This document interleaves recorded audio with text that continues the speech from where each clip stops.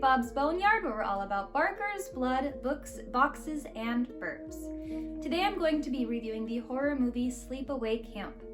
I also want to give a shout out to Gabriel Collier for recommending me this movie, so thank you. This is a 1983 movie directed by Robert Hiltzik, and this was starring Felissa Rose. The plot of this movie is that this girl and her cousin, they go to camp together, and this girl has a sad background where she was in an accident and her family didn't survive, so that's why she's staying with her cousin, and they go to this camp where a killer is on the loose. It kind of has the same vibe as a Friday the 13th movie because that's also a camp and there's a killer on the loose, people are dying. So it's that type of a thing. The horror elements of this movie are that it's like a cheesy, campy 80s movie and killer. And on my blood scale, I give this movie 2 pints of blood out of 5. There is blood in it, but overall it's not really that bloody. So that's why I give it a 2. So it's pretty mild if you like scary movies and you like 80s campy movies but you don't like a lot of blood, then I would check this one out. So now I'm going to get into some of the details. So if you don't want any spoilers, this is where you should end the video. So in the very beginning, Felissa plays Angela. Angela's the main character, and I was telling you about how the backstory is that her brother and her dad, they got into an accident. It was a boating accident. They were out on a lake, and Angela and her family, their little boat, it was like a little boat, not like a big boat, kind of like a canoe-ish type of a thing. Anyway, it tipped over. It was all cutesy, haha, or our boat fell over, but somebody else wasn't paying attention. It was stupid teenagers. They ran into them while they were in the water, and it killed her family.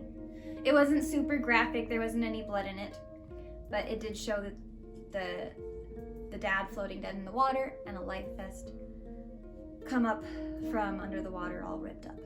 So fast forwarding, it goes to Angela and her cousin Ricky. They go to this camp together, and the first horrific thing that happens, it wasn't a death, he didn't end up dying.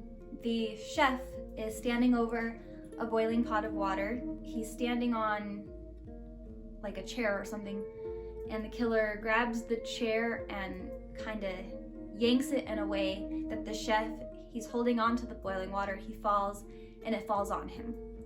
And it shows his face kind of bubbling over, and it's really yucky and burned, and he's screaming and it's all over his body. You see it on his hands.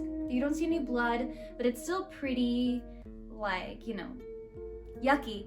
He's got his boils and all that fun stuff. It looks kind of pussy even. Like there's green on his face, I think, from the bursting of his skin. We don't know who the killer is. We don't find out who the killer is until the end of the movie. So anytime that one of these events happens, it doesn't show who the killer is. So it's kind of a mystery until the end. The next thing that happens, there's these teenagers on a canoe. It's a guy and a girl and they're being flirtsy. And the guy is goofing off and he rocks the canoe and they fall out and the girl's mad and she swims away and she's like, ah!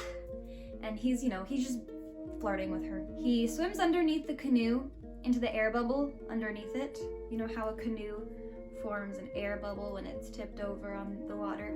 The killer comes up into the air bubble and we only see the back of the head. Don't know who it is, it's pretty dark. And they push his head underwater and kill him and he drowns. The next day somebody finds the canoe like up on the shore and they move it and they find that guy's dead body underneath, and a little snake crawls out of his mouth and he's all yucky and drowned looking. The next death that happens, there is a boy who he's in the bathroom stall and the killer takes a broom and sticks it in the door handle hole. That trick where if you put a broom in, it locks it and they can't get out. So he's in the bathroom, the killer does that, he doesn't know. And then the killer takes a beehive on a stick and sticks it over the bathroom stall and shakes it until the beehive falls off of the stick, and they go everywhere, and these bees are all over him, attacking him. He's freaking out, trying to get out of the bathroom stall, and eventually he's able to. He breaks the broomstick, but by then it's too late, and he falls. He's covered in bees. He has bee stings all over him, and he is dead. The next one happens to this girl in the shower. I know, it's a stereotypical being killed in the shower scene, but it's a little bit different in that she gets stabbed in the back. She's up against the shower. It's a camp shower, so I guess the walls are really thin and made of paper, it seemed like. The killer stabbed the knife through the shower wall, not the curtain. That's what's weird about it. And sliced down her back. And this is actually the first time it seemed bloody, because the other deaths, they weren't really bloody, like bee stings, drowning, etc. But you see blood coming down from the knife, but you don't see it on her. So again, it's pretty mild. It's not super bloody, but we see that there's blood dripping from the knife where it's being sliced on her back. Fast forward, somebody goes into the shower, and the dead body of this girl kind of just falls out of the shower, and the man that's in there, he sees her because they're looking for her because she's missing, and she falls onto her stomach so that we can see the scar on her back. She's all like bruised, and she's got that long scar on her back from the stab wound, and she's dead, obviously. The next death that happens is to a girl named Judy. She's kind of the main bully of the camp. She's a total jerk. No one cares that she dies. And her death is pretty boring. She gets smothered by a pillow, and that's unfortunate because she's awful. I wish that she would have gotten something a little bloodier. She would have had it coming. She was really mean to Angela. Like, if you watch this movie, you'll know what I mean. I'm not just like being rude. This Judy girl, she was so mean to Angela. Another scene that happens is there's this camp counselor with these younger kids, I think about 6. And they're camping in the woods in sleeping bags, and 2 of them are like, "I'm cold, take me back." And he's like, "Okay." So he takes these 2 to the car and leaves these other 4 unattended in the woods by themselves without supervision. Anyway, so he takes them back because they're cold. And when he comes back, what do you know? All these kids are dead in their sleeping bag. They've been attacked brutally. Their sleeping bags are all torn up. There's blood everywhere. He's freaking out. He vomits.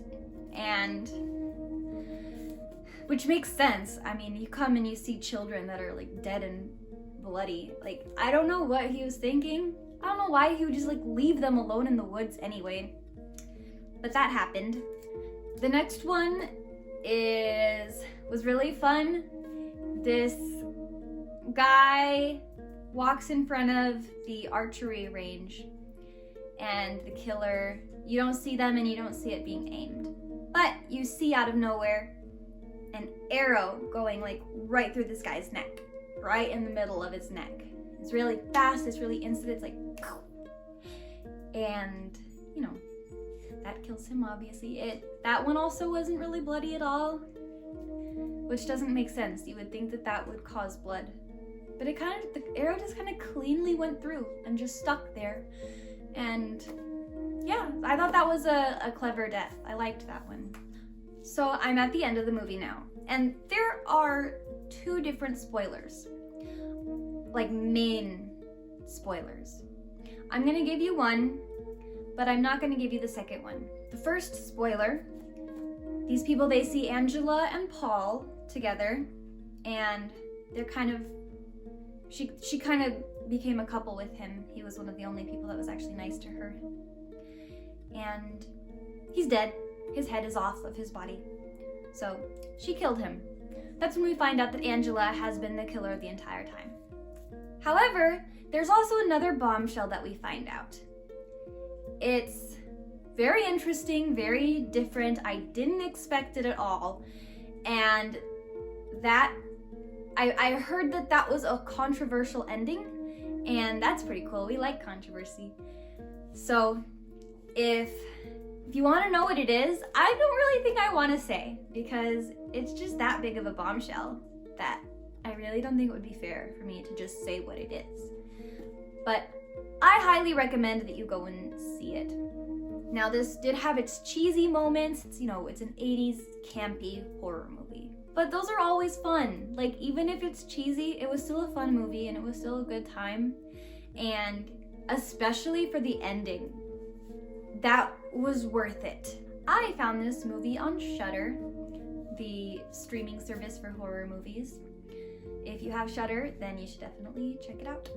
As always, if you enjoyed this video, please give it a thumbs up and subscribe and hit the notification bell. Leave me a comment and tell me what you think about Sleepaway Camp. If you have any other horror movies that you would like me to review, let me know. And I'll see you next time.